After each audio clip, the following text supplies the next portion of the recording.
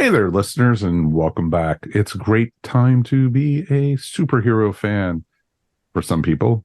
For others, it's like more superhero movies.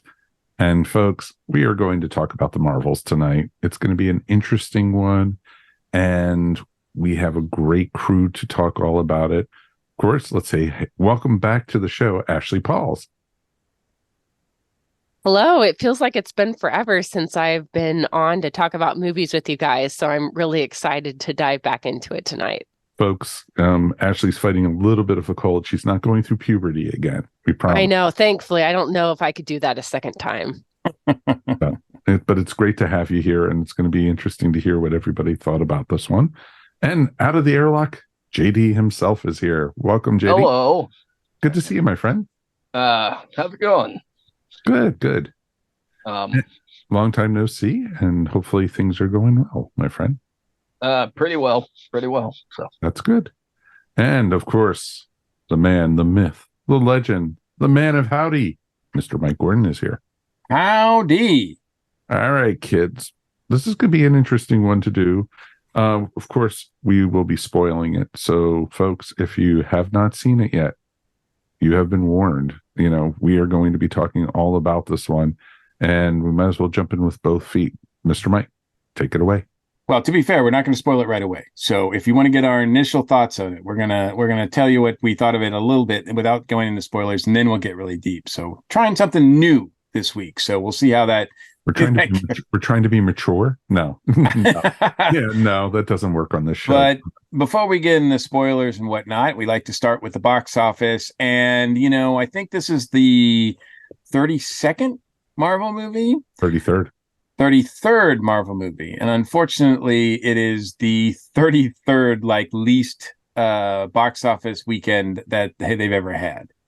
So it is at the bottom, the tail end.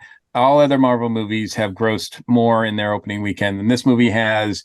It didn't even hit 50 million in the United States and Canada, and in other countries, it was only about a little over 60 million. So it was really, really weak opening. Lots of reasons for that. I know that there's been all sorts of discussions about the state of the MCU right now, the state of Disney. So things are in a little bit of chaos right now as far as that goes. Ashley, you did a wonderful piece on your thoughts about the MCU, the state of the MCU right now. Any thoughts just right out of the gate as far as the box office goes and how people are responding to this movie? Yeah, I will say two things. I was sad to see it not do as well as projected, but I wasn't necessarily surprised. And like you said, I think there's a variety of factors playing into this. One of the major ones, I think, is that there are two characters leading this who are primarily Disney Plus show characters. And I mean, these are wonderful characters. Ms. Marvel and Captain Monica Rambeau. I mean, great characters. Love both of the Disney Plus series they were in, but I don't know that you can necessarily say general audiences are all caught up on these TV shows. So if you're just like a general fan who goes to see the general Marvel movies like Guardians, Thor, The Avengers, you see a trailer and you're not really sure who these characters are and what the context is. So even though they're wonderful characters and great stories, you're not necessarily familiar with this. And then I think also some of the more recent Marvel movies like Ant-Man Quantumania, whether you loved it, hated it, fell somewhere in between, the buzz for that was definitely mixed. So I think some of that lukewarm buzz was definitely playing into the reception of this movie also. And then, as we've talked about many times, streaming. People may have seen the trailer and been like, oh, yeah, maybe I need to catch up on those Disney Plus shows, but I'll do that over the holidays and then I'll just watch the movie on Disney Plus afterwards. So I think a combination of all those factors are what played into the less than hoped for box office take. Yeah. JD, any thoughts on the lack of the box office excitement for this one? well, it may also have had something to do with the actor strike, which just ended last week. And so there was no time for anybody from this movie to get out there and do any sort of press for it. So all we had to go on was the trailers and the internet buzz, which is always a mixed bag between people who like stuff and people who hate everything. So I don't.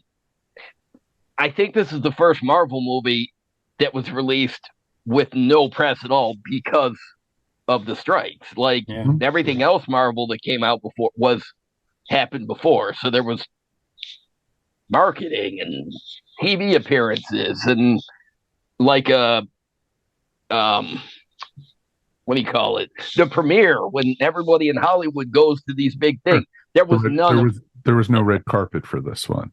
so now the next Marvel thing will have it. This is just the unfortunate one that got that while I was happy it's released now and didn't get pushed back, it's also the only one that suffered from um there was no possibility of really grabbing any sort of extra attention for it.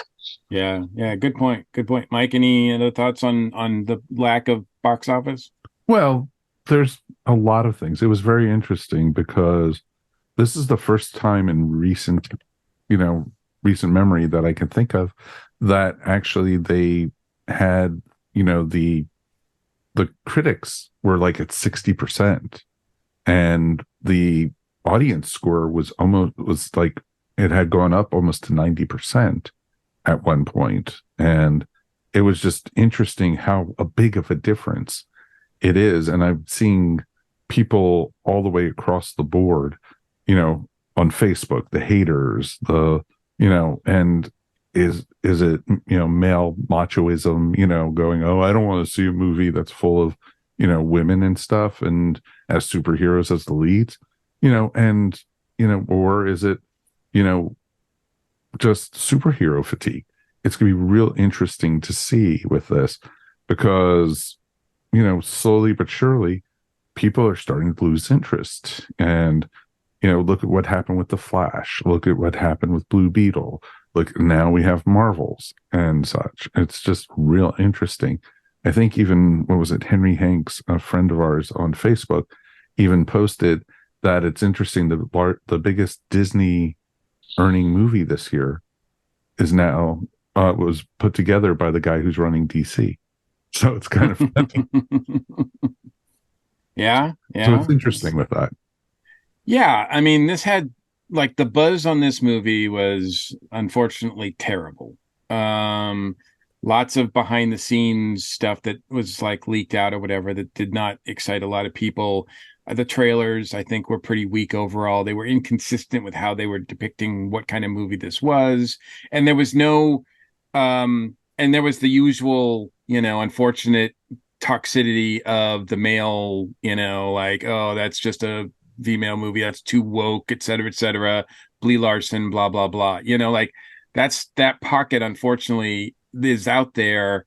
And to JD's point, there was no like big press things, like to have like the three leads, to have Brie and to have Tanya Paris and Iman like on a talk show on doing talk shows together or getting word out there to sort of balance that out to get people excited about going to see this. So there's no balance there. I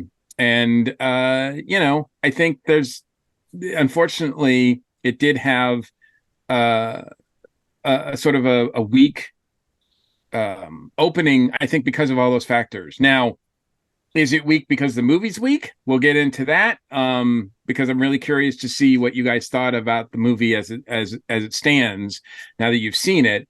JD, we'll start with you, and we're gonna try to keep this non-spoiler.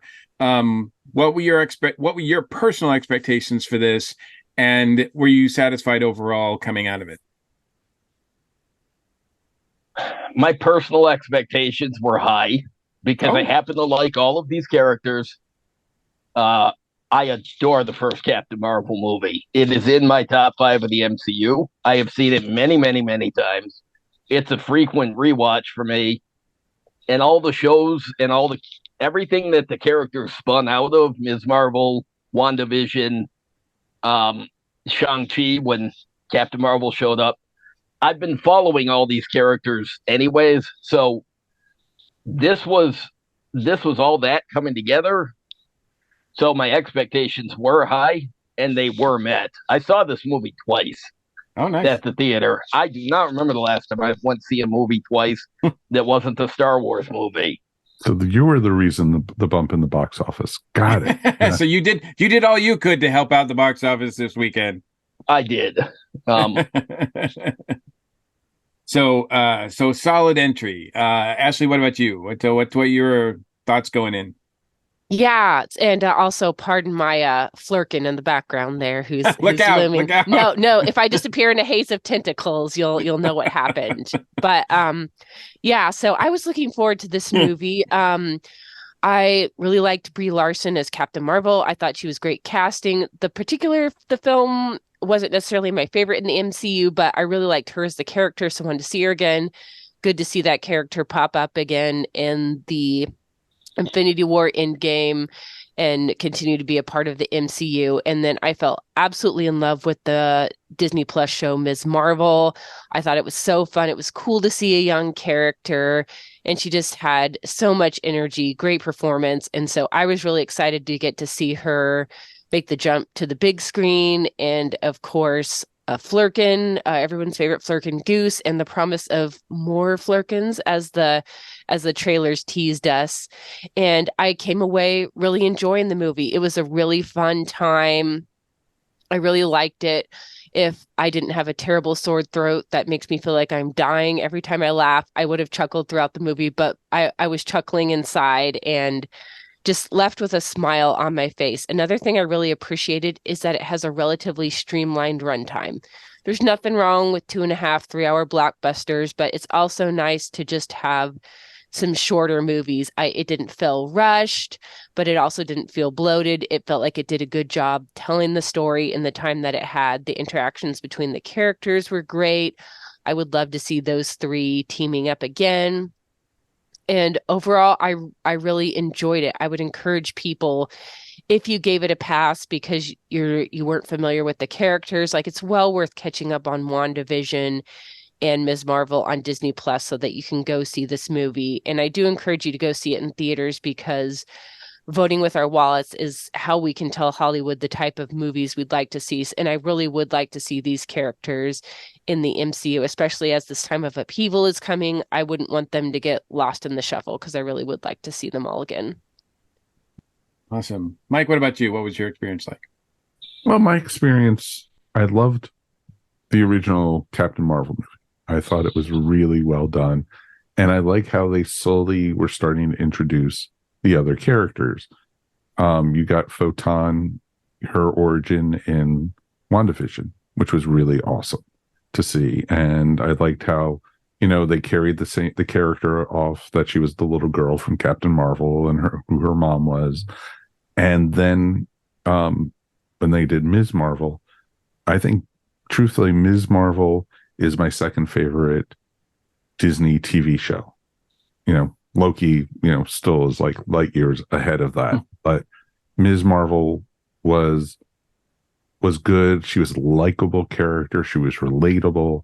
And I liked that she could be a role model for young girls and everything. And so seeing that they were combining the characters into the Marvels, because they, at the end of Ms. Marvel, literally Carol Danvers transported into Kamala's room, and that set up the movie right there. And I was very curious going into this movie what I was going to think about it. The trailers looked interesting. They looked a little goofy fun, but there's nothing wrong with being goofy or fun. And hell, we have a podcast on the network called Bored Silly. Come on, how bad can it be like that? So going into the theater, I was a little concerned because of the reviews from the critics, but then seeing what everyone was saying on Rotten Tomatoes, and then what the people I respected were saying on Facebook, and that's what made it more palatable for me going in. And my big rating always when going to see a movie is, do I pick up the phone to see what time it is, how much longer? The phone didn't move for this one. And that was a big meter for me. It was enjoyable. The running time was great. The characters evolved, all three of them in this movie, which was nice to see. and it was a sci-fi superhero movie, yes, but it wasn't something that, was like, oh my God, it's so out there, it's going to take forever for them to figure this out. They wrapped it up nicely with a bow. So it was interesting. I walked out of that theater satisfied. Nice. I same here. I thought it was a solid entry in the MCU. I thought they it seems like since Endgame, the Marvel MCU movies have been pretty much like that sort of like humorous action adventure. Sometimes they get a little too silly. Sometimes sometimes they're handled a little bit better than others. But there's that sort of tone that they've sort of maintained. There's not a lot of like prior to Endgame or whatever, there was a lot of changing of like they were doing different genres. It's like, oh, this one's more like a horror movie, or this one's more like this.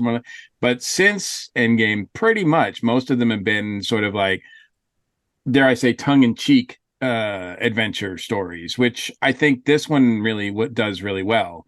And it moves, like you guys said, it moves really fast. It's not bloated. My particular takeaway is that the three leads are absolutely amazing and they have great chemistry, and you wouldn't think they would, but yet they work so well together. And every time any one of them or any combination of them are on screen, I think it just is captivating. I will say that the downside of the movie to me, much like a lot of other Marvel movies, and we'll go into details much more in spoilers, but it's just the villain's just kind of standard. I think they could have done a little bit more doing a little bit more work with not to complain about the actress. I think she was fine. But, if you're going to have a villain go up against three powerhouses, that villain needs to be really substantial. So I think, that was a weak part of it, but that's been a trademark of Marvel movies almost since day one. So, but one of the other things that they did, was a trademark of the Marvel movies. They killed off the supervillain. Again, well, that's a spoiler. No. It's everywhere out there. That's a spoiler. You did predict that you would be the first one to do a spoiler in the non-spoiler section. So there you go. Before we go into the spoilers, since Mike's jumping at the bit to do that, is there any other comments either one of you guys want to make that are non-spoiler related? That's a good point where the villain was sort of insubstantial, but that's been so much a part of the MCU in general that you don't even notice anymore, right? I don't give it a single thought when the villain comes off as just chewing scenery like Christopher Eccleston did all the way back to Dark World. Sure, there's been very few villains since him that have mattered in the grand scheme of things. So this villain, again, I'm not a character I know from the comics, don't know if she's in the comics, but the actress did a fine job with a part that didn't matter anyways. Yeah, I wouldn't say it's detrimental to the movie itself. I'm not saying don't go to the movies, don't go see this movie because the villain is just a waste. The villain it's there, she's there, But I will say that I think that's where they still need some work. But in that respect, it was a standard, well done MCU Marvel movie. And I think some people should see it in the theater. I think it's a big epic movie that looks great. I know that some people saw it in IMAX and they said it was great to see that way. Oh, did you see it in IMAX, Ashley? Yes, I did. It was worth the splurge. It was very cool in IMAX. Awesome. So I think this is a solid entry overall, as most of you seem to agree, I guess. So I guess now we'll switch into spoilers. So if you haven't seen the movie and don't want it to be spoiled, we are going to talk more about, go into deep and more in depth now. Ashley, what is something you wanted that resonated with you specifically about the movie? Yeah, well, I really liked how the switching of powers was handled. And I felt like that made for some really cool fight scenes when you have Captain Marvel throwing a punch, then suddenly it's Ms. Marvel who uses her light powers, and then it's Captain Rambeau. It was so cool to just see them switching up and them jumping to different environments. That made the fight super interesting. I feel like that could have easily gotten kind of cluttered and hard to follow, but it wasn't. They did it very well, and I really liked how that worked. I think you're right. I think special effects wise, I think it looked really good. It was not nearly as confusing as it could have been. Yeah. And I also really appreciated that they gave us a little montage of the three of them working on it so that so it wouldn't be as much of an issue. I thought that was they had a little fun with that montage of the three of them kind of working on how they could take advantage of switching their powers around. Yeah, I really liked all that where, like you said, it started out as an inconvenience and then it became a cool way for them to trip up the villain. Like, hey, you don't know which one of us is going to switch and win and who you're going to be fighting next. And a few other things I really liked. Seeing Ms. Marvel's family get to be characters. They didn't have a lot of screen time, but I really loved them in the Disney Plus show. And they're such an important part of her character. It was nice to see them, and they handled going to space and seeing like Nick Fury with a lot more dignity than I would have. So good for them. They handled the cosmic and superpowers pretty well.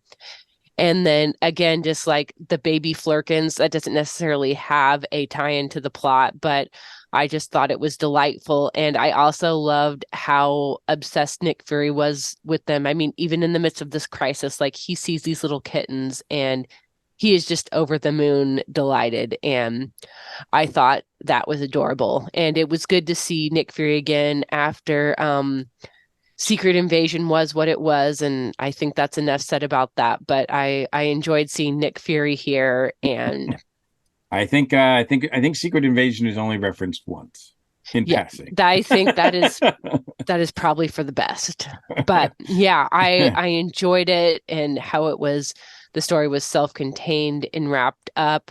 I even enjoyed the musical number. I felt like it just skirted that edge of being too far, but then like it brought it back around. But then again, I am more forgiving of over-the-top Broadway musical numbers. I adored the Star Trek Strange New Worlds musical episode, so I'm a little more forgiving of that than perhaps others. But yeah, I really enjoyed it. And overall, my real only drawback was the villain being a little bit paper thin, but that's not necessarily something we haven't seen before. And since the movie was short and not bloated, I'm willing to forgive it a little more.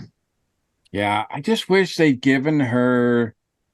I mean, I think they gave her an excellent rationale for doing what she was doing. Obviously, she was doing what she was doing because she had to, because her planet was dying, and it was Captain Marvel's fault that her planet was dying. So she was going after certain targets of Captain Marvel's just to spite her, in addition to getting like air and water and sunlight and everything like that. But and so they gave her some good rationale for doing that. I just wish they kind of established. I mean, it is kind of tricky when you've got someone as powerful as Carol, who's taking out starships like nothing. And then, she can't even whoop this like one woman. She needs like two other people to help her. And they can't even whoop this one girl's butt. It's like, with the staff, like there's been staffs before in these movies. Mm-hmm. I mean, it just seems kind of like beautifully shot, though. That wonderful shot of the three of them kind of like jumping on, attacking her in midair and all that kind of stuff, like really was picturesque. So I give them credit for that. But man, they needed to really boost up, I think, the accuser. She's got the hammer, but they really needed to boost up her power set. So, I mean, because we've seen Captain Marvel go up against Thanos. Right. Yeah. It's not quite Thanos level. No, absolutely. Well, they always have the same thing, when you have a Superman. Literally. It's difficult, yeah. It is difficult. How do you do this with a person who can move a planet, type thing? Yep. And that's what you have with Carol, with her powers. Mm-hmm. Everything. She's that strong and she's that powerful.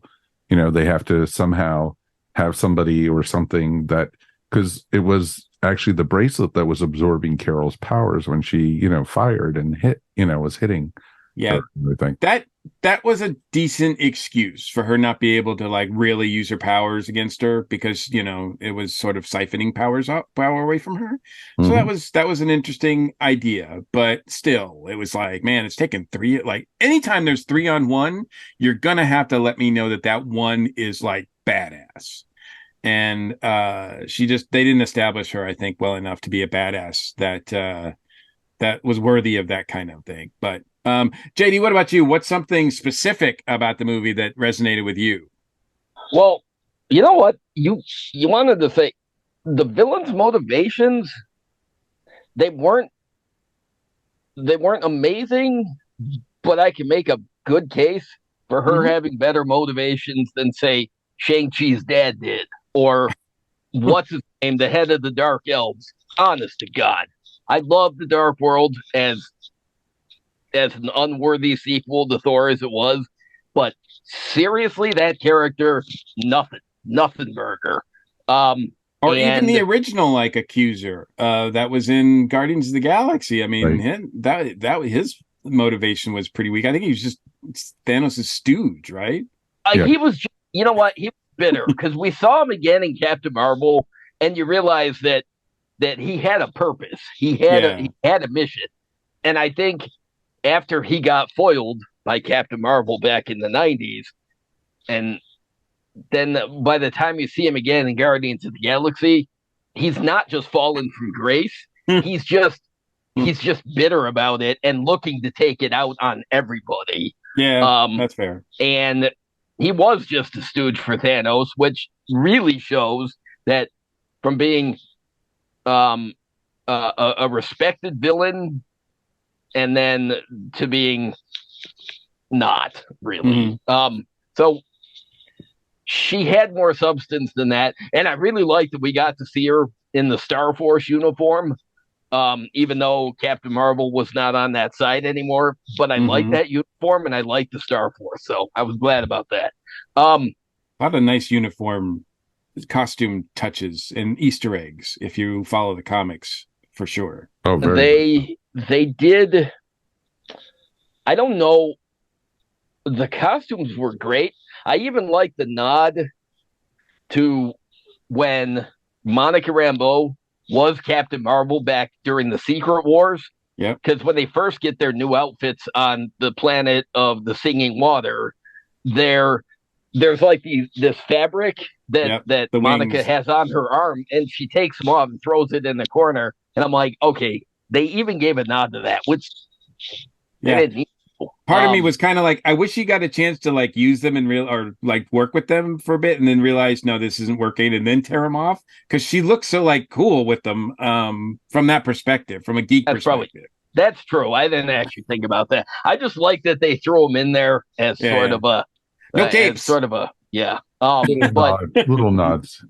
I was glad that I really like Ms. Marvel's family. Like they were stalwart great all the way through the show.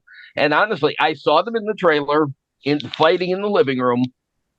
I was pleasantly surprised that that wasn't it for them because in the first Spider-Man movie, Aunt May is barely there. Mm-hmm. I didn't really think that the family was gonna. We never, most of these characters, we never see their families except for Hawkeye.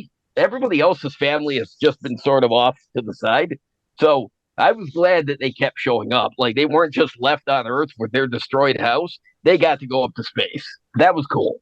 I Um, am I am in no way saying that Disney Plus should have like tons more Marvel shows or whatever, but if they if they just want to do a short little Christmas special or holiday special or something, uh Munima and Nick Fury as agents of Shield with a bunch of Flerkens would thrill me to no end. hey, that'd be cool. I could go for that.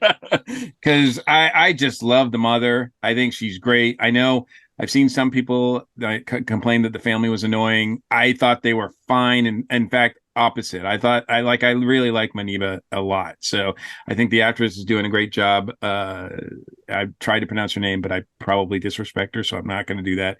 But yeah, I like the family being part of it, and I thought they were used pretty well too.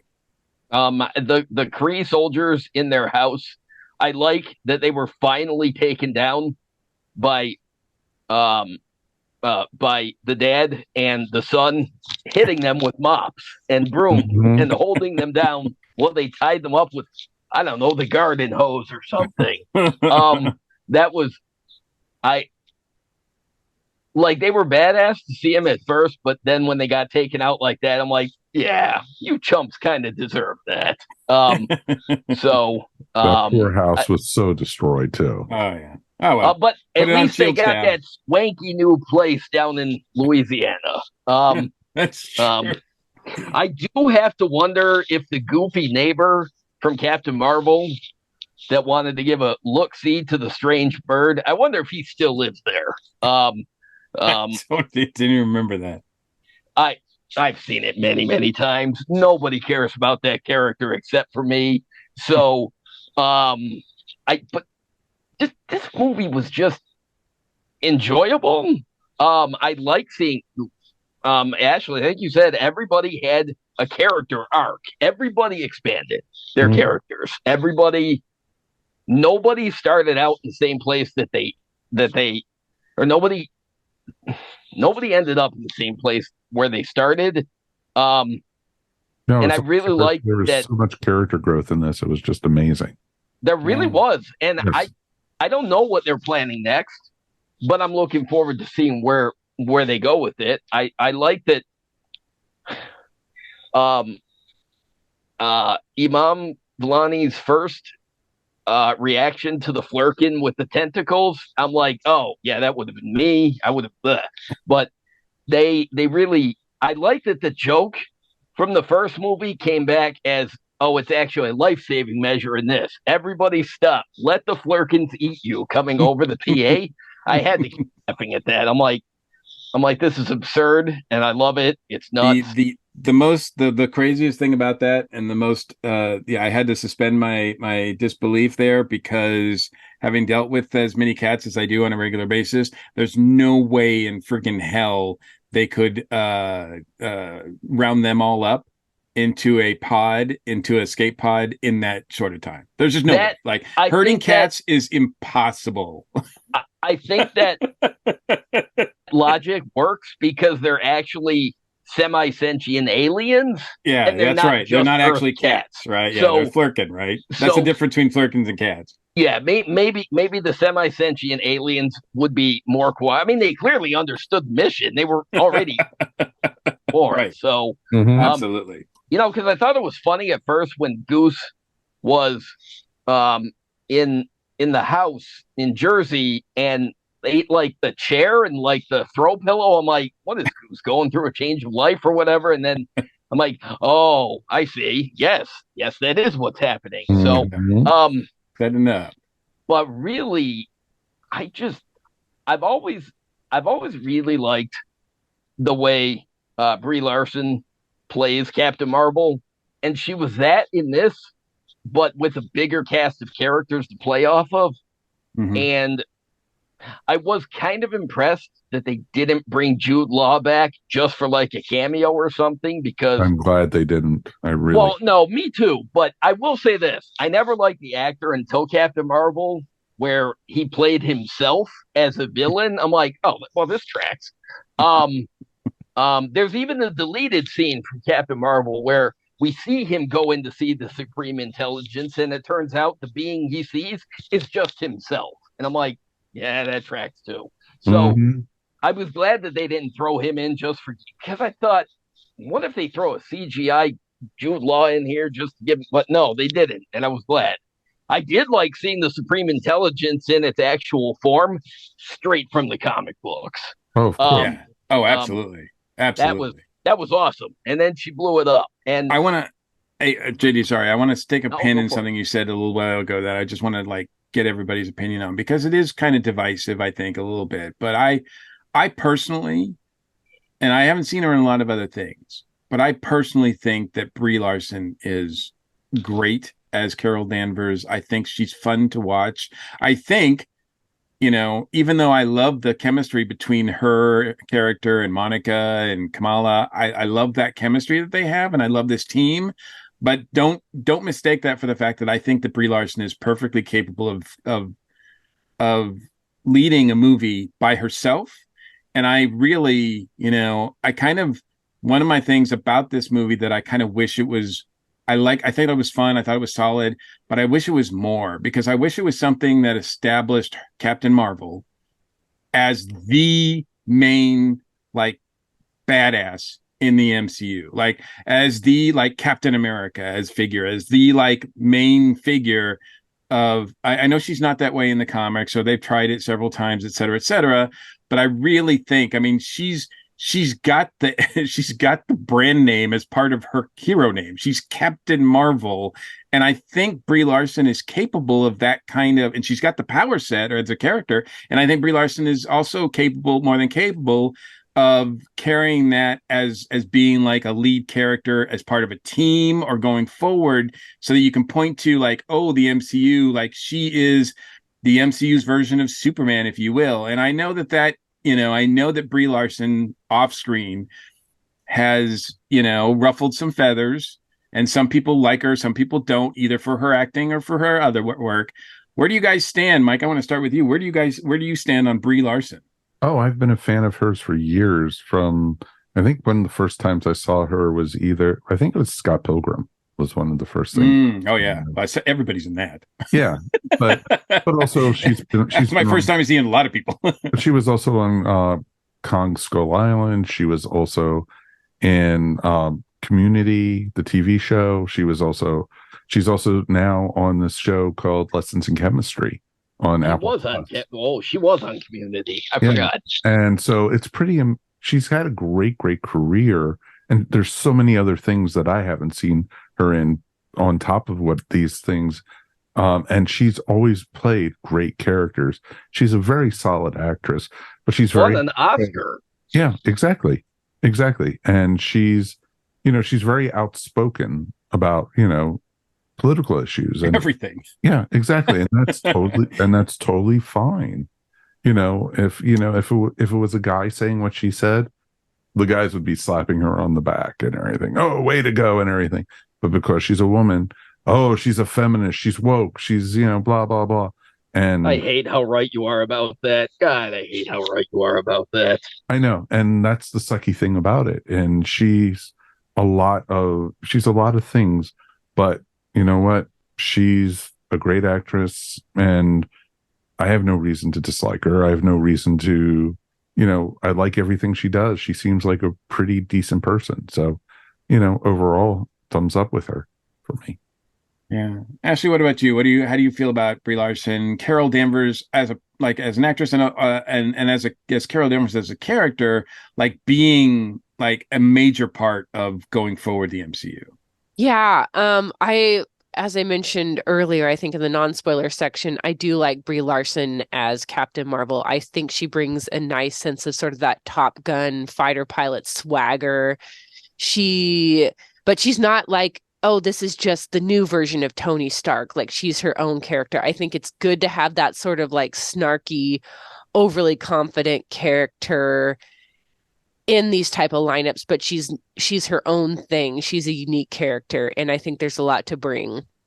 The case could have been made. I know that they wanted Infinity War and Endgame to be kind of the swan song of the classic characters like Black Widow, Iron Man, and so on, but maybe it would have been nice if they could do a little bit more to really bring in and emphasize Captain Marvel as a character, and that she could have been more of an anchor for this current phase, which for better or for worse has had some more like mixed responses and maybe is meandering a little bit. Now, maybe they still do have a overall plan that will come together, but I think maybe there was a little bit of a missed opportunity to maybe put this character a little more front and center, because you think of how far we are into the post-Endgame phases, and this is the Captain Marvel sequel. It is kind of interesting that we didn't get this sooner. So yeah, I think they could have done a little bit more with the character, and it's not Brie Larson's fault. Well, speaking of going forward with the MCU, we have two after credit sequences in this movie. We sure do. Oh wow! and both of them both of them I think are pretty exciting. One for reasons, of course. It's another one of Kevin Feige's ex-mentees, and another one that looks like we're seeing the beginnings of a new Avengers team, which, to be honest with you, I think that one excited me more than the other one, with the one with Beast. But JD, you look like you're chomping at the bit to talk about the after credit scene. So go, man, go. I'll say this. I didn't read any spoilers about this at all. So I was pretty happy when a few MCU characters pop up. Like when King Valkyrie showed up to take the scrolls to Asgard, I was like, oh, that's cool. I didn't expect her. And then when Kate Bishop shows up, she comes through the door. There's somebody waiting in the shadows for her. And she's like, because the last time that happened, we had Yelena Belova making macaroni and veiled threats about things. So, but I didn't expect her to be in this, and I like that she was. That was really cool. And in that particular scene, some of the dialogue that Ms. Marvel says echoes the dialogue that Nick Fury had in the post credits for Iron Man. Yeah, so that was pretty cool. But then when I think they're setting up the Young Avengers, which they've sort of signposted a little bit here and there. Sure. Like Isaiah Bradley. We've seen a lot of the characters already introduced separately. Yeah. I mean, but we don't know about the status of Wanda's kids because apparently they're fake. But they were definitely Young Avengers characters. So they're going to bring them back at some point. Even if it's from another multiverse where they weren't fake, maybe there's a real version of them somewhere that they're going to bring in for. I think the only one that they haven't introduced is Hulkling, but really, I think maybe Scar. No, they did introduce. Didn't they introduce Hulkling at least as a character? The person, the person in She-Hulk. I think that was Scar. Yes. They referenced him. I think they referenced him. That he's got a son or something, right? Or he's got but I think that's his son that was born on the Gladiator planet, and I think maybe they're gonna sub in Scar, he's a different character, but I like what they're doing. So that's really cool that we got a tease for that particular. I guess I just wasn't expecting it, so it was cool. But when Monica Rambeau wakes up in that other reality and she's just in a hospital, I said, "Oh, well." I thought, well, that's kind of because the last time we saw her wake up in a hospital, it was traumatic.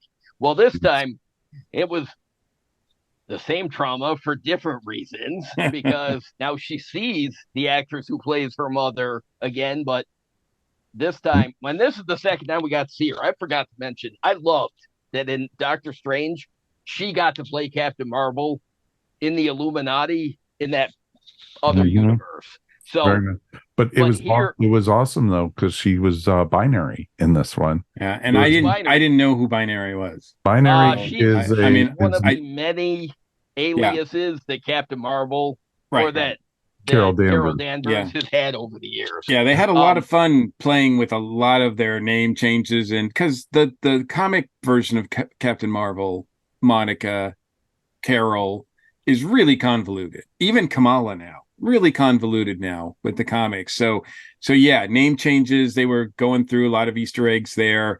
And as we mentioned, costume references as well. And then we get Binary in the Binary's costume is very accurate to the comics, so that's pretty cool. Much so. She just needs to literally almost like flame on, and then she really, as her hair catches on fire, she's going to be Binary. Exactly. When she, then we get to see her, and then there's a voice that I'm like, that sounds vaguely familiar, and then we see the blue fur, and I'm like, oh. And then on top of it, it was Kelsey Grammer's Beast, not the one from the first year or whatever, First Class. Yeah, Right. well, yeah, because Yeah, he was in the Last Stand, Mhm. he was in and Days of Last Future Stand, Past. and then he came back in Days of Future Past, where they reset the timeline a little bit. So I, if Kate Bishop was a surprise and King Valkyrie was a surprise, I was actually speechless after Hank McCoy was there. Like, as soon as the actual credits rolled, which, by the way, I sat through all the way just to make sure there was nothing at the end. There was, but it was just Flerken noises over the Marvel logo. Yeah, I heard that Um, too. Yeah. but I, but I just sat there stunned. My kid was next to me on the first viewing, and the kid's like, "Who was that?" I'm like, "Don't worry. We'll when we go home, we'll turn on Disney Plus. So we started watching the animated X-Men series. Um, Ashley, I have to ask you: were you kind of lost at some of that stuff? Because some of the, I mean, I didn't know who Binary was, so I was lost at that sort of reference. But I mean, I went with our good friend Bobby Nash, who was more than happy to explain everything during lunch about the Binary's history and everything like that. But what about you? How did you feel about the after credit sequences as well, particularly the one with Kate Bishop? Yeah, so weirdly, I don't know what the general fan consensus was, but I was actually more excited to see Kate Bishop than Beast. No offense intended to Beast, but I just really loved Kate Bishop in the Hawkeye TV series. And I was so excited, and I'm really hyped for Young Avengers team up, especially with Ms. Marvel sort of fulfilling that new Nick Fury role. Like, I'm so excited about this. I'm putting a team together. So I definitely want to see them again. I'm really curious to see what happens with X-Men. I was not familiar with Binary as a character, but I figured it was part of the X-Men as soon as I saw Beast.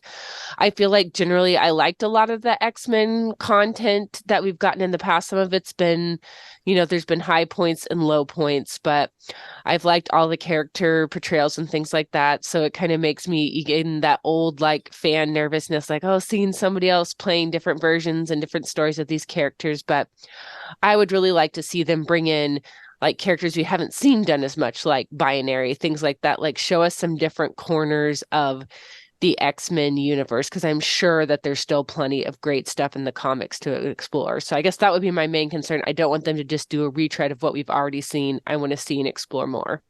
Yeah, yeah. I agree, and I'm at this point, even though I was like, oh, Kelsey Grammer is Beast, that's cool again, but it seems like Kevin Feige and company MCU has like been trolling us for X-Men stuff, like for like years now. Like, Yeah. here's what Beast, guess what? And the X-Men are coming, and then everybody gets excited, and then it doesn't. It turns out to be nothing. So this actually looks like it means something because Monica's over there in that Yeah. universe. So that does look like maybe that's going to lead to something because otherwise we'll never see Monica again, which would suck. Yes. Yeah. Oh, we're I gonna don't see think her she's again. going anywhere. I mean, I know she went into another Yeah, we universe, know, we know, we but know. Yeah. I don't think Yeah. she's going anywhere. Right. And But the wouldn't it be reason kind of if cool she though did, if she's great. that Go ahead, Mike. X-Men universe actually tied into Deadpool 3?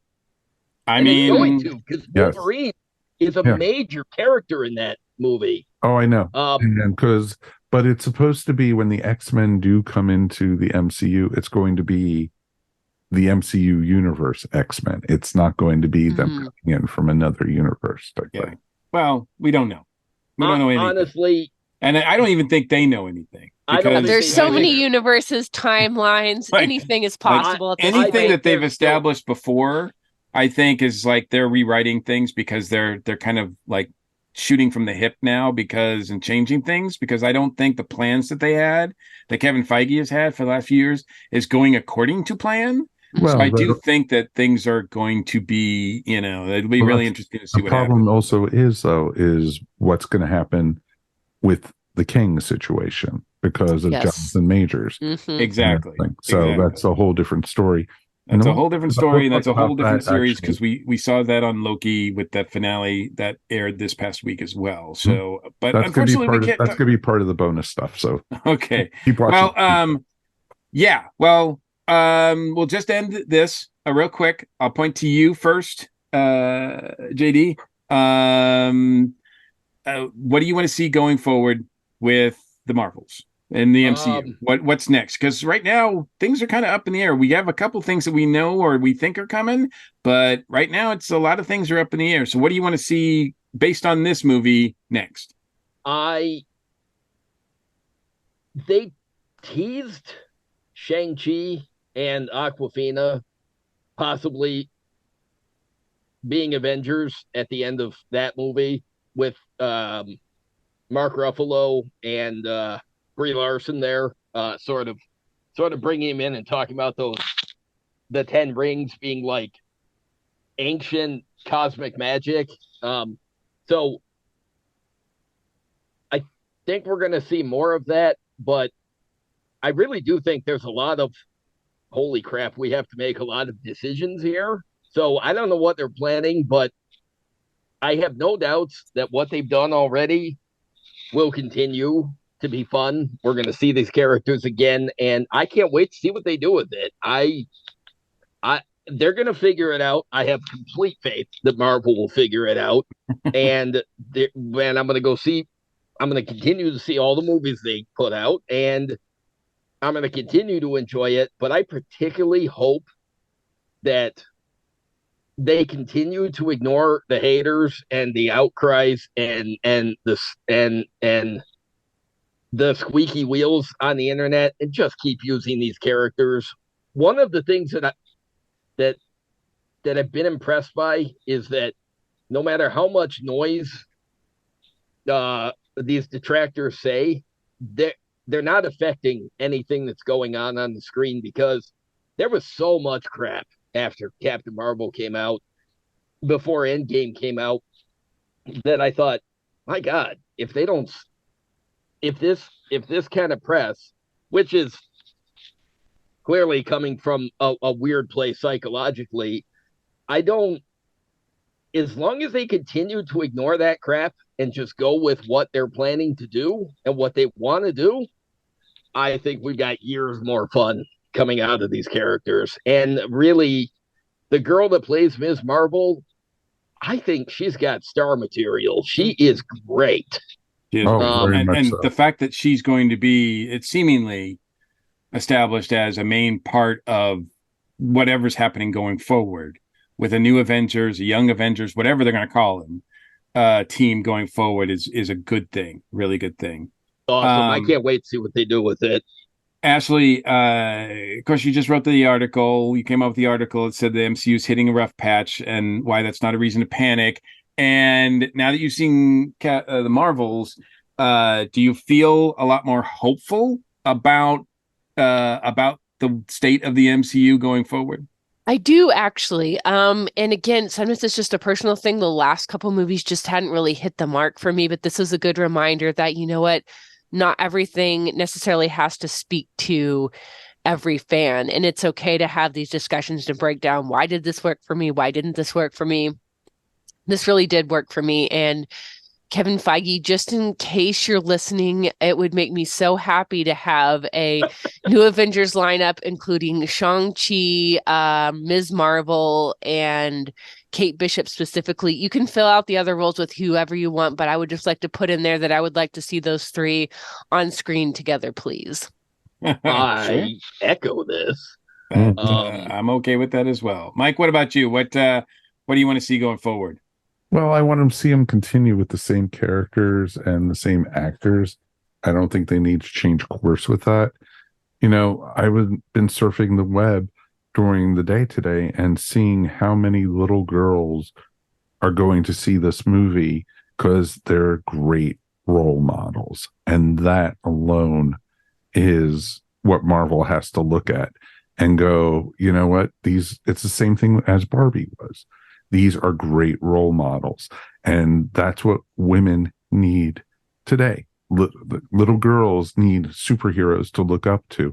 That's why they had Wonder Woman. That's why Captain Marvel and now Ms. Marvel and Photon. These are great, strong female characters that are very positive. They're not like the dark role models or something. And, where they go off and shoot people and stuff. No, they show good things, and that's what they want, and that's what they should do. I think Marvel is hitting a slump, maybe they need to look at a couple little things and tweak here and there. But I think we have a lot of fun ahead of us still. And that's what we are going to be looking forward to. And that's what I'm looking forward to. Not all comics are going to, when I read them, were million sellers, but they were great stories. And that's what you want for comics. And that's what you want for a comic book movie. Can I say one other thing that I forgot? Okay. Quickly. I've never thought about the rough patch thing with Marvel. Everybody has a few. Every franchise has a few things that are. I like the Eternals movie, but it's not a great Marvel movie. It's the one thing they haven't referenced it anywhere else. Nothing from it has come up. I thought this movie, The Cosmic Level, if anything was going to reference anything from that movie, like the hand coming out of the ocean, that it would be this one. Not a peep.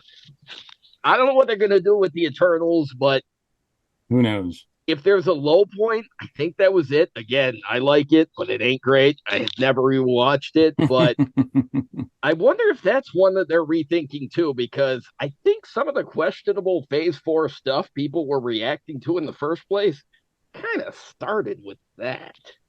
And it's had no consequences since. Nothing. Yeah, there's been a lot of there's been huge articles, podcasts, everything on what's wrong with the MCU and et cetera, et cetera. So that's way too much for us to go into, especially whether we agree or not. But I think we can all agree that the Marvels gives us a lot of hope going forward. And for the present, right now, there's a great MCU movie out right now. So go see it in the theater. And I'll even broaden what Mike said. It's not just a great role model for girls or people of color. It's these characters are great role models for anybody. This is not a movie that's like for women. It's not a movie that's like specifically targeted for people of color, women of color. I think it's a movie for everybody that everybody can enjoy. I certainly enjoyed it. And you guys have enjoyed it as well that are on the podcast. So go out and see it, support this movie, and let Marvel know, let the MCU, let Disney people know that we want more of this, please. Yes, please. And unfortunately, we don't have any more of this, except for we're going to take a quick break and then we're going to close out the show. Okay, YouTube folks, this is our bonus time, and I got a few little things we got to pick on. So, and originally I was thinking of us doing a mini Loki review here, but I know Ashley hasn't seen it yet. So I haven't watched it either. So I saw the first season, but I haven't gotten to the second one yet.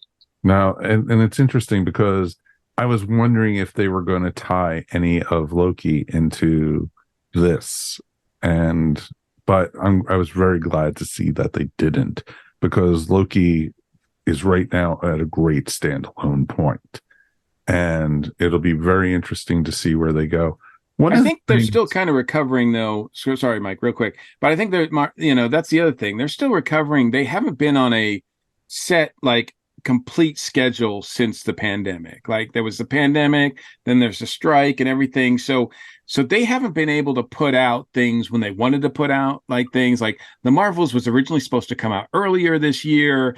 And so they haven't really been able to connect everything together. A lot of reshoots. Exactly. So they haven't really been able to connect things, I think, the way that they'd like to, because they're really unsure of what is going to come out when. So I'm hoping that in 2024, they can get a little bit more stable as far as a plan and a schedule of when things are going to happen, and then build on that to get to where they want to be when they have their big movies that they're planning. I think that's still on the books for 2026 or 2027, something I don't know. It's some big thing that's coming up in a couple of years that they're building to. So I think it's also going to be very interesting because, and don't mean to shut you down or anything right there, but it's interesting because literally, I brought up during the show, the main part, the whole thing with Jonathan Majors, and that threw in a huge wrench. Do they recast him? Do they basically there's been talk about him being replaced with Doctor Doom and everything. But how are they going to just throw him in, of him taking the place of all this huge Kang universe, or, the Kang dynasty? It's science fiction-y stuff. They can, with a wave of a hand and a line here or there or whatever, they can fix things. They can change things. I'm not worried about that. I do think, unfortunately, Jonathan Majors is still problematic off screen because of the things that are going on. So unfortunately, and that's unfortunate, because on screen, I still think he's amazing. He does appear, spoilers, he does appear in Loki. And he's great in Loki. He's just like, you forget, like when you're watching him on screen, you kind of forget about all the stuff that's going on off screen. So, but depending on how that plays out, my guess is that unless they want to like redo everything, they're just the simplest thing to do is to recast him. And, we're all grown-ups. We all understand that. No big deal. Trying to find someone as capable on screen might be kind of challenging, but I don't think that's an impossibility. No, agreed. And it's interesting for me because, he's such a strong character, strong actor, and charismatic. And, him as, as both, and I don't want to spoil it for these two, so I'm not going to say, but the multiple characters he played in Loki, he still had me hooked, literally, and everything. Even what he did in Ant-Man was great. He was a great, great character.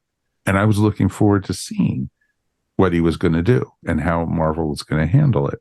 Because, and it's what we always say with Doctor Who, is time travel is such a beast, that, and especially like when Stephen Moffat was doing it, being able to play with all the intricacies of time travel. You can have the same villain who supposedly died come back the next day because he's the same villain, but from the past or something, and it's just like, and it's just interesting what they could do with that. And then all the different variants and crap like that they introduced in Loki. And it's just like, wow, it's just interesting. So the other thing I was just interested in, is watching this movie. It was like, I don't know. It seems like it was night and day between with Nick Fury in this, between this and with the Secret Invasion that they did. Yeah. And it was just like, this is like a feel good Nick Fury in this one. Like, hey, I want to go get a beer with this Nick Fury, where the other Nick Fury was all down and depressing and everything in the last one. It didn't seem like they had that plotted out too well and everything.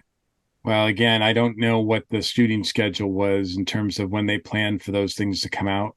So I don't know what was going on. It would have been nice if they had tied in better, especially since they deal with the Skrulls. And there's a reference in Secret Invasion to the Skrull character, the sanctuary that they're at. But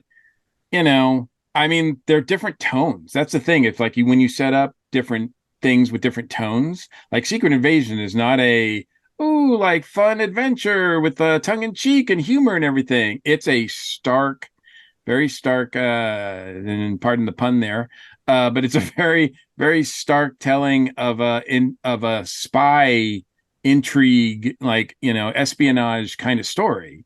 So obviously, Nick doesn't act the same way.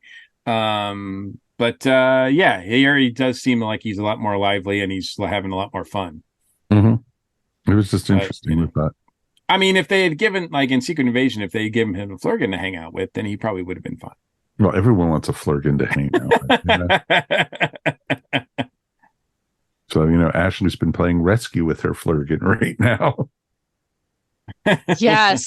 Sorry for the brief absence there. My cat was, we've taken all the tiles off of the ceiling. This is more background than probably the viewers want to know. We're doing a home reno project and the cat was, I think, trying to crawl up into the ceiling. It was like falling off the shelf, and it was like the scene when poor Mufasa's like holding on to the cliff and Scar's trying to like push him off. So, but all is well. The cat regained her footing and is now hopefully going to behave for the rest of the recording.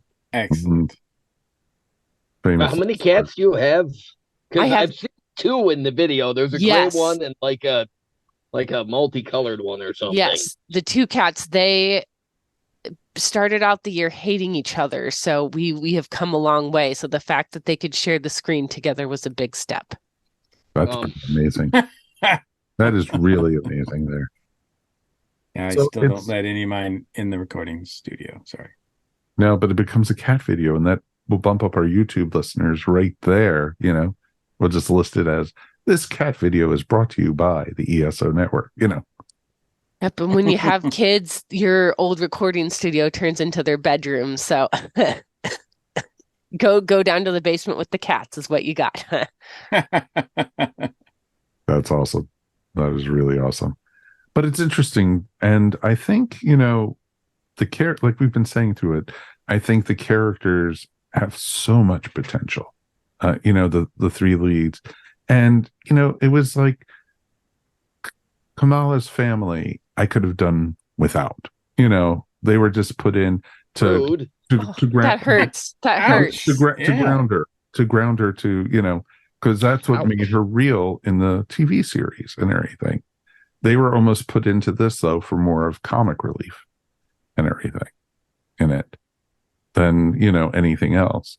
But the look, it's still to this day, though, the look on the mother's face, anytime she got pissed or the stern look, it was just like, and it's like, oh, I know that look. I know that look really well. So it's pretty awesome.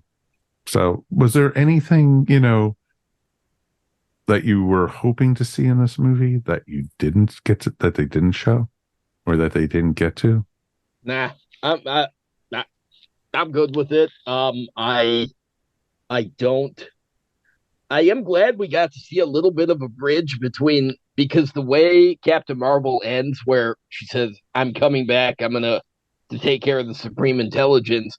The next time we see her is in Endgame, and we've seen a little bit here and there, but we didn't actually get to see that story. So I'm glad that they told the story quickly, like an exposition. But we never needed like a movie that showed it or anything else. I just wanted to know some of the details. There's one other thing that I've all the way back since Endgame, when the stuff started coming on the TV and the other movies started, and the other movies were coming out, and they always talk about the blip, the characters that got blipped.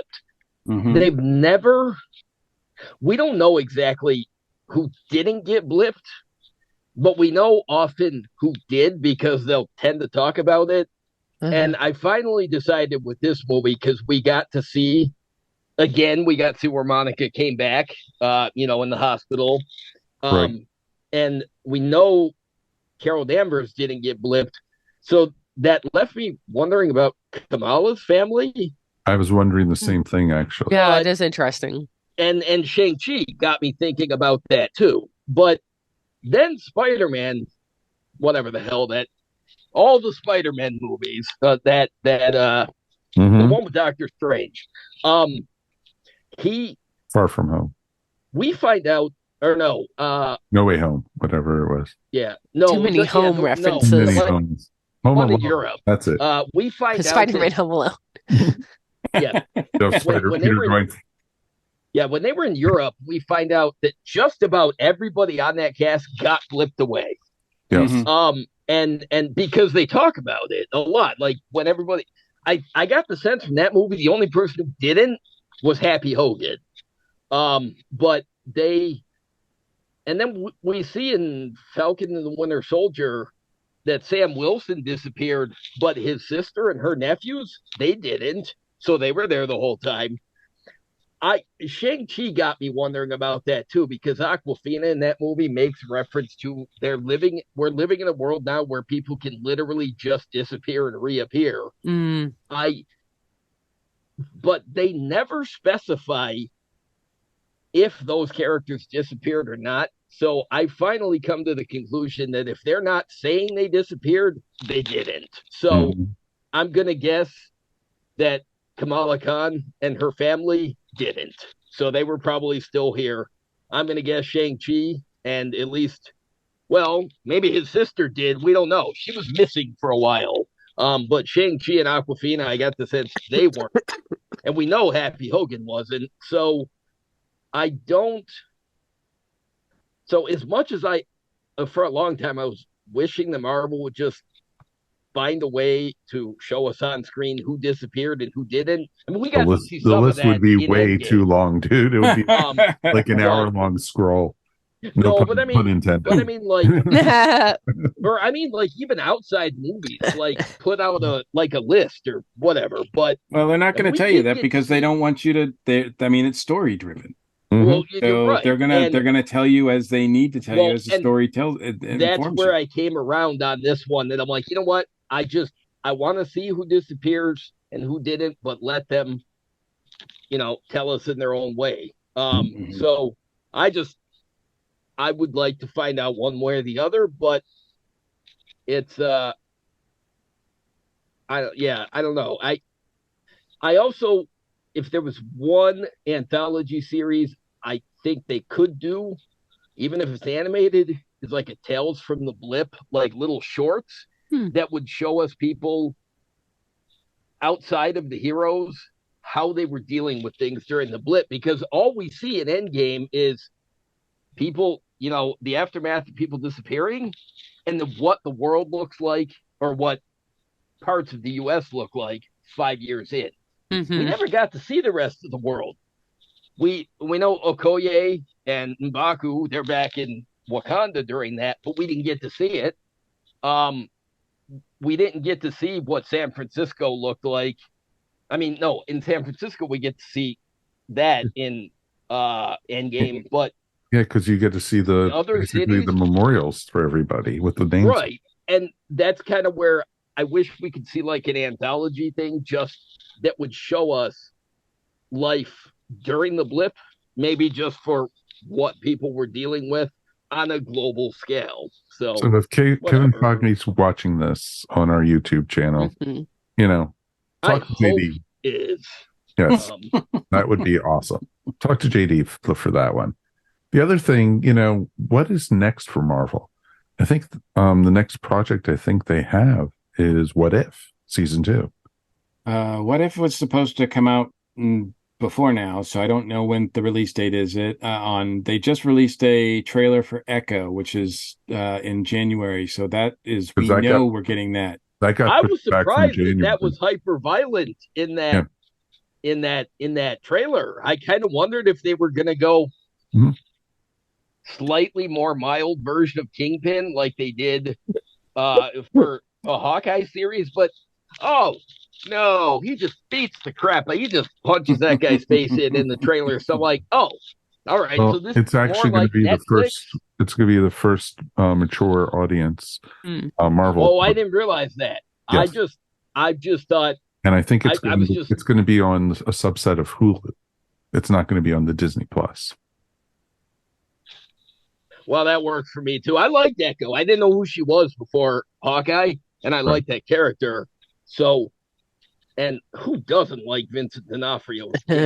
Honestly, that guy, he's a good actor. I've seen him in a lot of stuff. But my God, I think he was born to play Kingpin the same way Ryan Reynolds was born to play Wade Wilson. I think that, movie-wise, next year, I think all we're getting is Deadpool. Really? Wow. So, we're going to be MCU light at the theater next year. And then I think right now, slated for February 2025, is Captain America Brave New World, which they've been shooting. They were shooting right before the strike. And then I don't know how much they were able to get accomplished, but I imagine they'll have to wrap that up. So 2025 is supposed to be full of stuff. But we'll see, because things have, a lot of things have happened and who knows, but I think Captain America, I know, is in production. I know, but I think for me, I think they need to start spacing the projects out a little That's bit. exactly. I mean, I agree. Only one movie next year. You can't get more spaced out than No, that. but I think maybe 2 movies a year or 1 movie and 1 TV project. Mhm. You know, Yeah, because it looks at like the next most. year, Deadpool for the MCU or for the X-Men, the mutant side of things.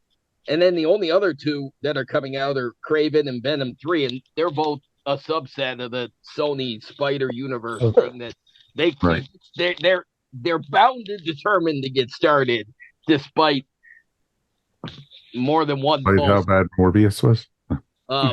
Look, I like the Venom movies. They're so stupid and so loud and so obnoxious, and Tom Hardy's so good at playing that ridiculous role. I find it totally enjoyable to watch. Morbius, you know what? I think there's people that regret that movie being made. Maybe not Jared Leto, but I think just about everybody else does. And this Craven thing, I looked at it, but I'm like, I don't care. Craven's a fine character in the comics. I don't care enough that he needs his own movie. And I'm pretty sure there was another one in there that I can't remember. But I feel like, yeah, 2025 though coming back. Yeah, Are we Captain still America. in 2024? Aren't we going to get the second part of the Miles Morales? I haven't seen anything No. about it because 2024 we're not. No, No, that's not going to happen. That's not going to happen next year. Yeah, because it's original. They haven't even written it yet. Yeah, its original release date. I know. It's like, oops. What? First things first. They haven't even written it yet. So I would imagine we'll get that in 20. I think we're going to get that in 2026. Yeah, because I think that was supposed to come out like mid 2024 originally. Mhm. Like that was the original, and then it got moved off of that. But I thought that was just because it was Sony doing their typical, well, let's shuffle this and shuffle that. But then when the writer's strike happened and then the actor's strike happened, I saw a news article that not only did it get pushed off the second date that it had, but it's out there in the ether. But I've also heard a few different stories about the animation studio was getting a lot of crap about their treatment of the animators. Absolutely, they were really pushing people. They were really pushing their animators. Not that that's unheard of, in animation or video games or anything like that. But yeah, there was an article that came out that was really blasting them, and so I'm guessing with all of that, or overhead, they haven't started anything really this year, and that's probably going to take them all next year and the year after to make it. And Blade, so Blade and the don't even want to talk about Blade. No, Blade we don't have time to talk about all the crap that's wrong with Blade. Blade that's a walking disaster right now. Yeah. Okay. Yeah. All right. Blade is. Yeah. God damn. Yeah. Nope. So I mean, we'll see. Like I said, things are up in the air, but those are the only things I know of that are coming out. And as far as the new series or whatever, I don't know about what else that they're doing there for TV series after Echo and What If. I don't know. I've heard a bunch of things, but since Iger's been back, he's been canning a lot of that stuff. So we'll see. Mm-hmm. Right now, the second season of What If is slated for the around Christmas time, and it's going to be 9 episodes. So we'll see. Yeah, we will see. So, folks at YouTube, thank you for listening to our rambles about the MCU. It's always sorry, it's hard to shut me up, but I've been on this show enough to know that everybody who rolls their eyes when they see me on the guest list, they're just gonna do it again. But sorry. Mm-hmm. Well, we know where to stuff the sock, so it's okay. And so that's going to wrap up another episode of the Earth Station One podcast. We want to thank our guests for being here tonight. Ashley Pauls, thank you. Thank you again. It's so nice to be back. I'd really missed talking with the crew. So you all are my favorite people to talk about movies with. Oh, yeah. And I think what we have you down next, I think, for Wonka. Hopefully you'll Yes, be. I'm very excited for that one. I think it looks like a Another lot of fun. Wonka coming out. I didn't. Yes, there is. Anything you want to shout out about? Yes, I stumbled into the TV show Bodies on Netflix and have been really enjoying it. It's been really fascinating. It hits kind of that magic in between with like time travel. It's a period drama. It's also futuristic sci-fi.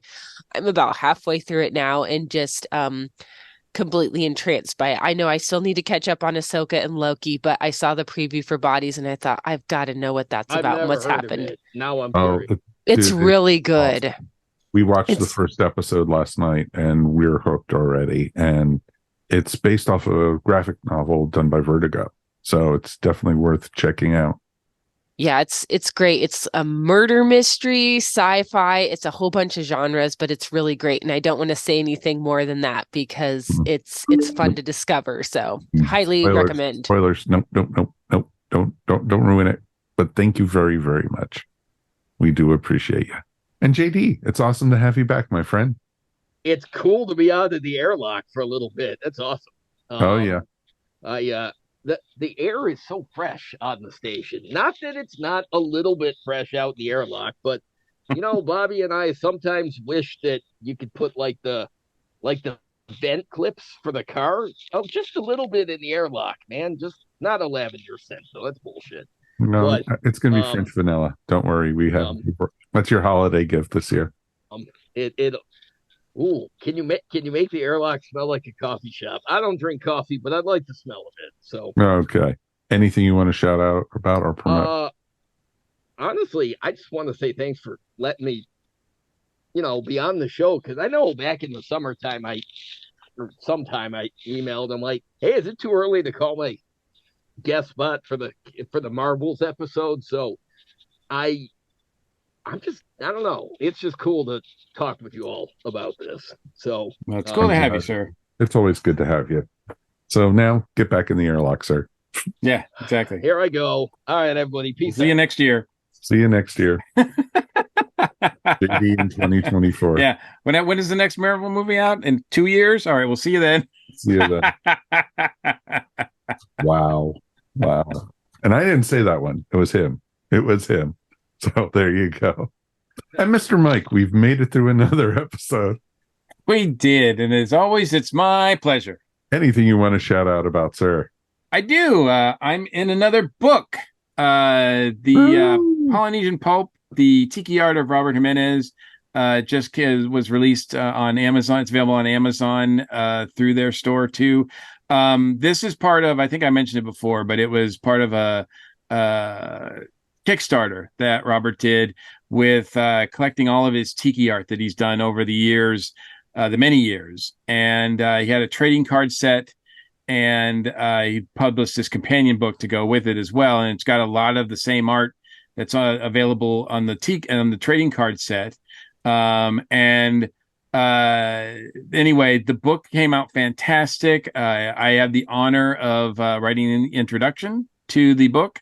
So I'm in there as well. There's some Tiki Zombie art that he's done for me in the past, included in the book as well. So we'll have a link in our show notes so you can go check it out. But yeah, it's available both in paperback and hardcover.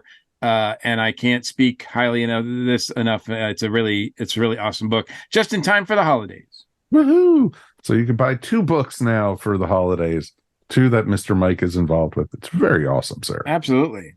Very, very awesome. And I actually ordered the Star Trek book, so can't wait to read it. So it'll be very interesting to see. All right. I have a twofer tonight. First one of my favorite TV shows is back. I was very excited that Friday was the premiere of the season for All Mankind. That's right, folks.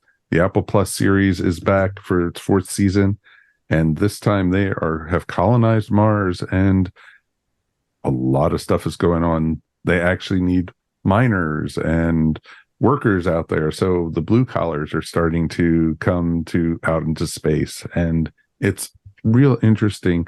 The alternate history universe is fascinating for me because it's so much has changed compared to when the show started and back with it being in 1969 in the space race.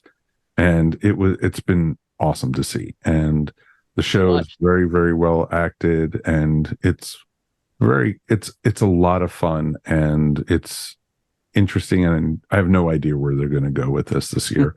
So I'm be very curious to see, because they're mining asteroids, and it's some really cool stuff happening and everything. So definitely check it out, Apple Plus. And I'm not going to spoil anything that happened in the first episode. So, and second one is Mr. Gordon and I actually went to a concert together, and we did. Well, yeah, kind of. Yeah, but yeah, we didn't sit together, but we went to the concert together. We don't like each other that much. No. We don't buy those tickets together, everything. But it was awesome. We got to see Nick Lowe and Lost Straitjackets. It was awesome to go see. And, it's pretty cool getting to go see Lost Straitjackets. And they're up there in their wrestling masks. It was just awesome. And Nick Lowe is, a true classic. He's rockabilly. He's been around since the mid 70s when he was in a band called Rockpile, but he's very well known for his own stuff and his solo material. And he's just been great. So it's pretty darn awesome to be able to, go see music and hang out and enjoy it. I posted some videos of it up on my Facebook, and I'm also going to be putting it up on our new YouTube channel that Judy and I have started. We've started Wandering with Mike and Judy, and so it's pretty cool. So we're putting like different videos that we've taken at concerts and stuff up there, and we're also going to do road trips and stuff like that. Just whatever we feel like putting. It's going to be pretty fun.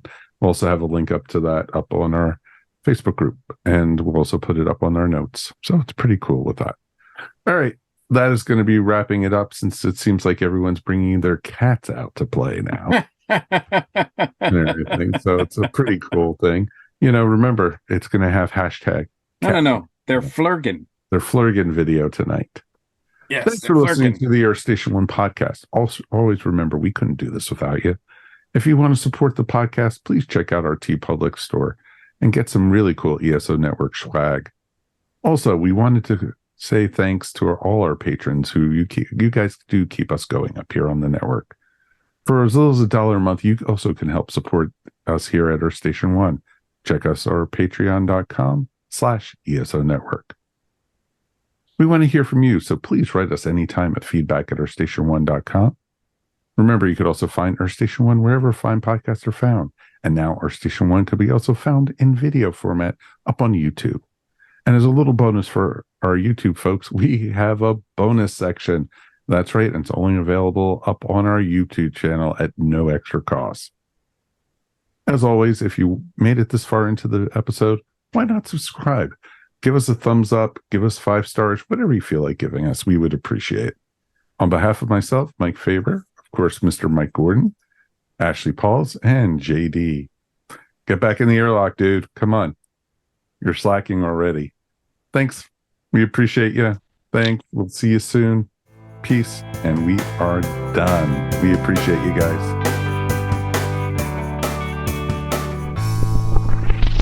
You're listening to the ESO Network, your station for all things geek.